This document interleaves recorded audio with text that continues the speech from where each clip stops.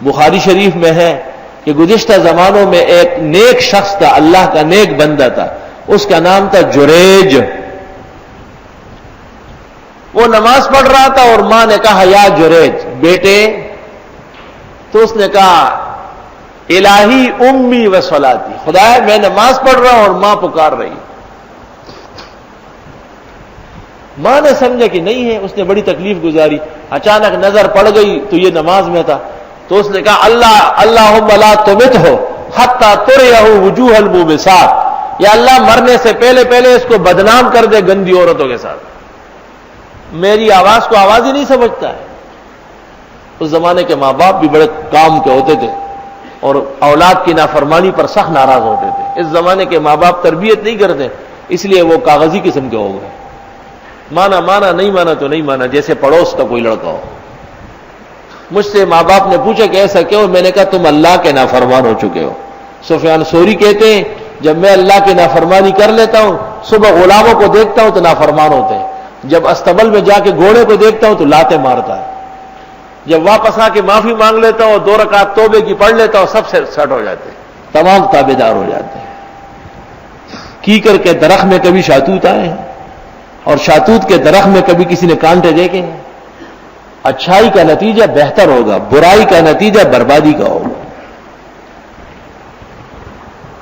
خیر جی، تفصیلی واقعے فضلاء جانتے ہیں۔ وہاں جنگل میں کوئی عورت تھی، وہ کسی چرواہے سے حامل ہوئی، اور جب بچہ دے دیا لوگوں نے پوچھا کہ یہ کہاں سے، تو اشارہ کر لیا جریج کی طرف کہ یہاں جھونپڑی میں ایک صوفی صاحب بیٹھا ہوا ہے اور اس نے یہ کارنامہ انجام دیا ہے۔ تو ویسے بھی لوگ یہ صوفیہ نیک لوگ پہ جلدی چڑھاتے ہیں، لوگ آئے مارا پیٹا گھسیٹا اور اس کی وہ جھونپڑی وغیرہ گرا دی۔ اس نے پوچھا کہ ماجرا کیا ہے؟ جریج نے کہا تم نے تو اس عورت کے ساتھ گناہ کیا ہے یہاں تک کہ بچہ پیدا ہوا۔ اس نے کہا میں نے نہیں کیا ہے۔ کہا یہ عورت کہتی ہے، جھوٹ بولتی ہے۔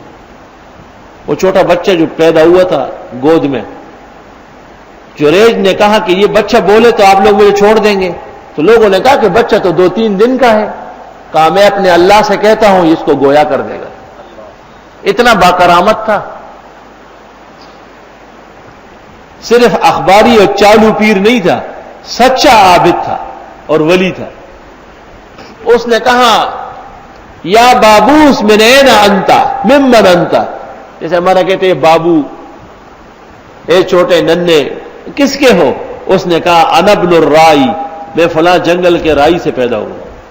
لوگ حیران ہو گئے۔ جریج سے معافی مانگی اور کہا کہ ہم یہی جھونپڑی سونے کی بنا کے دیتے ہیں۔ انہوں نے کہا ہاں جیسے پہلے تھی ویسے بنا کے دیتے۔ بخاری میں کئی جگہ ہے، صلات سے شروع ہوا ہے واقعہ۔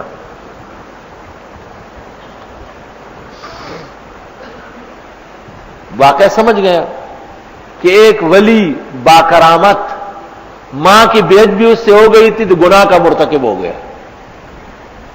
اب اس واقعہ پر جب جناب رسول اللہ صلی اللہ علیہ وسلم پہنچے تو الفاظ سنے ذرا۔ آپ نے فرمایا لو کان جریج فقیہا لاجاب امہ، کاش کہ جریج فقہ جانتا، مصیبت سے بچ جاتا، ماں کو آواز دے دیتا، نماز پھر پڑھ لیتا۔ نماز جب قضا ہو پھر ادا ہو، نگاہیں جب قضا ہو کب ادا ہو۔